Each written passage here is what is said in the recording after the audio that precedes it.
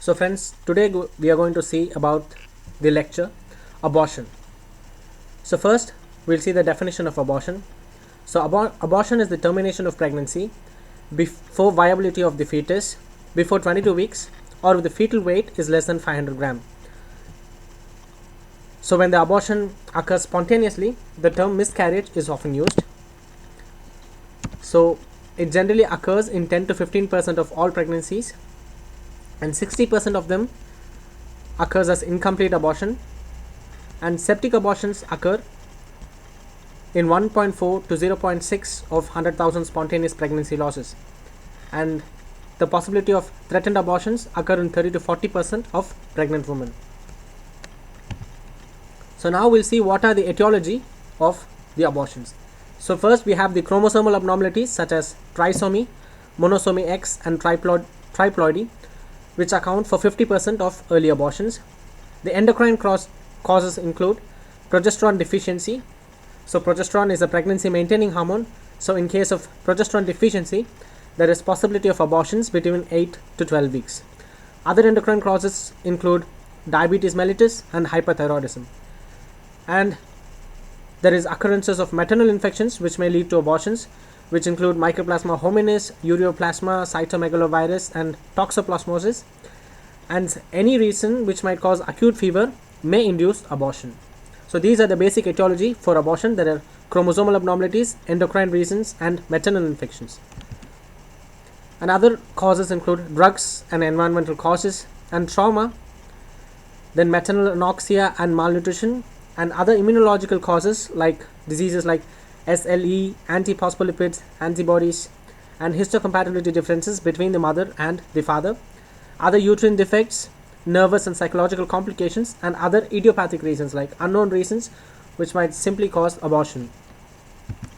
So now we are going to classify the different types of abortion. We have threatened abortion, inevitable abortion, incomplete, complete, missed, and septic abortion. And now let's see the major risk factors for abortions.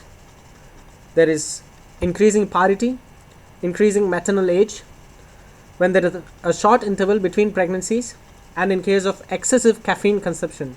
So high alert for the coffee snobs. In case of excessive caffeine consumption, there is possibility of abortion, and maternal stress. Now we'll focus on the first classification, that is the threatened abortion. So a threatened abortion is a pregnancy where we know that the person is at some risk for abortion. So simply the pregnancy is complicated by bleeding before 20 weeks of gestation. So in the threatened abortion, the pregnancy is complicated by bleeding before 20 weeks of gestation. So what are the clinical picture looks like? So first, the symptoms and signs of pregnancy coincide with its duration, and there is vaginal bleeding which is slight or mild. The pain is absent or maybe slightly present, and the cervix is closed. The pregnancy test is positive, and ultrasound shows a living fetus. So there is no abortion yet, but the fetus is at risk for an abortion. So now how to treat the threatened abortion? So generally we give rest until 1 week after stopping of bleeding. Then we prescribe sedatives. Progesterones are given along with gonadotrophins, sympathomimetics, antiprostaglandins, and folic acid are prescribed for the mother. Now we'll focus on the second classification, that is inevitable abortion. So let's define what is inevitable abortion. So this is a pregnancy in which the rupture of the membranes and or with cervical dilatation which takes place during the first half of the pregnancy, then it is called inevitable abortion. So simply the cervix has dilated, but the products of conception are not expelled yet. So this is inevitable abortion, where the cervix is dilated but the products of conception are still inside the uterus. Okay, now let's see about the clinical picture in case of inevitable abortion. So firstly, the symptoms and signs of pregnancy coincide with its duration. Second point, the vaginal bleeding is excessive and may accompany with clots, and there is a colicky pain in the suprapubic region which radiates to the back. So the fourth point, the internal os of the cervix is dilated and the product of conception may be felt through it. The fifth point is there is rupture of membranes. So now we'll see about the treating inevitable abortion. So there is two scenarios. If the pregnancy is less than 12 weeks, we terminate the pregnancy by vaginal evacuation, uterine curettage, or suction evacuation under general anesthesia. In the second case, if the pregnancy is more than 12 weeks, then we prescribe oxytocin, so that oxytocin induces strong uterine contractions that helps to expel the uterine contents. Then if the placenta is retained, it is removed under general anesthesia. So this is how we treat inevitable abortion. So now we'll discuss about the third, which is the incomplete abortion. So in the incomplete abortion, there is a retention of a part of products of conception inside the uterus, and it may be the whole or part of the placenta which is retained. So simply, not all the products of conception are expelled. There is some part which is expelled and some parts which retains inside. The retained parts may be part of fetuses or placenta or membranes. So now let's see what is the clinical picture in case of incomplete abortion. So the patient usually notices the passage of part of the conception product. So generally patient can see that a parts of conception are expelled from her body. Then the bleeding is continuous and the uterus's size is larger, and the cervix is opened and retained contents may be felt through it, and in the ultrasound we can see the retained contents. And treatment as we did in inevitable abortion. So this is what we did in inevitable abortion. We had three scenarios. If the pregnancy is less than 12, more than 12, and if the placenta is retained, how do we do? So this is the same treatment which is applied in case for the incomplete abortion. So now let's see what is complete abortion. So in case of complete abortion, the products of conception are completely expelled from the uterus. So what are the clinical picture? The bleeding is very slight and gradually diminishes. The pain ceases. The cervix is closed. The uterus is slightly larger than normal. Ultrasound shows empty cavity because the products of conception are completely expelled. So the treatment include curettage of uterine cavity. So this is all about complete abortion. Now let's focus on the missed abortion. So what is missed abortion? So generally in case of missed abortion, during the pregnancy there is fetal demise. That is, there is death of the fetus, usually for a number of weeks, but there is no uterine activity happening in the mother, so that the products of conception are not expelled. So this is missed abortion. So during the pregnancy there is death of the fetus, but there is no uterine activity, so that the products of conception just remain inside the uterus. There is no chance of it to come out of the uterus. So what are the symptoms and signs of the missed abortion? The symptoms: there is regression of pregnancy symptoms as nausea and vomiting. The symptoms which we saw during the threatened abortion may or may not develop in case of missed abortion. The abdomen does not increase in size and may even decrease in size. The fourth point, the fetal movements are not felt or ceases. The fifth point, a dark brown vaginal discharge may occur, and the fetal heart sounds cannot be auscultated because there is death of fetus, so there is no heart sound felt, and the uterus fails to grow or even decreases in size and becomes firmer. The cervix is closed, so as we said earlier, the fetal heart sound is not auscultated because the fetus has died. So this is all about missed abortion. So how do we investigate? So we can see that the pregnancy test becomes negative within the 2 weeks from the ovum's death, but it may remain positive for a longer period because of the persistent living chorionic villi. And another case of instrumental diagnosis, so ultrasound, it shows a collapsed gestational sac, absent fetal heart movements or fetal movement, because obviously there is the fetal death. So what can be the complications in case of missed abortions? So DIC is a major complication. Disseminated intravascular coagulation may occur if the dead fetus is retained for more than 4 weeks, and there is also superadded infection. So how do we treat it? So evacuation is carried out as the following. So if the uterine size is less than 12 weeks, then vaginal or suction evacuation is done.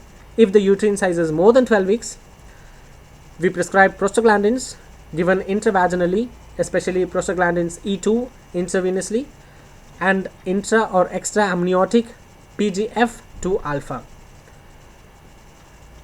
And also we infuse oxytocin just to strengthen the uterine contractions, and we can also combine starting with prostaglandin and complete with oxytocin. So we can combine both prostaglandins and oxytocin. And hysterectomy is indicated in the second trimester if the in case of missed abortion, if the medical induction fails initially and after repetition a few days later. So now we'll focus on the septic abortion. So what is septic abortion? So it is any type of abortion, usually called as the so-called criminal abortion, which is complicated by infection. So any spontaneous abortion which is complicated by intrauterine infection is called as septic abortion. So what are the general infections which are possible? So we can see E. coli, bacteroids, anaerobic streptococci, clostridia. Streptococci and staphylococci are the most causative organisms of septic abortions. So what is the general picture? So in general examination we can see pyrexia, that is fever, and tachycardia of the mother. Rigors such as bacteremia. There is tiredness, malaise, sweating, headache, and joint pain. There is also possibility of jaundice with or without hematuria. So in case of abdominal examination, we can see suprapubic pain and tenderness. Abdominal rigidity and distension indicates peritonitis. So local examination, we can see offensive vaginal discharge, tender uterus, products of conception may be felt, local trauma may be detected, and fullness and tenderness of Douglas pouch indicates pelvic abscess because of the intrauterine infection. And what are the complications? In case of septic abortions, there is endotoxic septic shock that may develop with acute renal failure and DIC, disseminated intravascular coagulation. So how do we treat this condition, septic abortion? So initially we isolate the patient, bed rest. Second point, we give an IV line. In case of shock, the central venous pressure line, so that we can infuse fluid, and blood transfusion may also be needed. And we also observe for the vital signs. In the third point, we can observe the vital signs like pulse, temperature, and blood pressure. And a cervicovaginal swab is taken for culture so that we can predict which organism has caused the infection. So the fourth point, before even we get the results of the culture, we prescribe a combination of antibiotics, generally ampicillin or cephalosporin, which is a broad spectrum antibiotic, along with gentamicin, which would act against gram-negative organisms, and metronidazole for anaerobic infection. So there is a combination of 3 antibiotics: ampicillin, gentamicin, and metronidazole, which are generally given IV, and we wait for the bacteriological culture. So the fifth point is fluid therapy. We can prescribe normal saline or Ringer solution. Then blood transfusion. If the venous pressure is low, we prescribe blood transfusion. And sixth point is anti-gas gangrene and anti-tetanic serum are given. And then we can also infuse oxytocin to control bleeding and also to strengthen the uterine contraction so that it helps to expel the retained products. Then there is surgical evacuation of the uterus, which is done after 6 hours of commencing IV therapy, but maybe earlier in case of severe bleeding, and hysterectomy may be needed. So this was all about abortions. Now let's focus on a picture. So here you can see,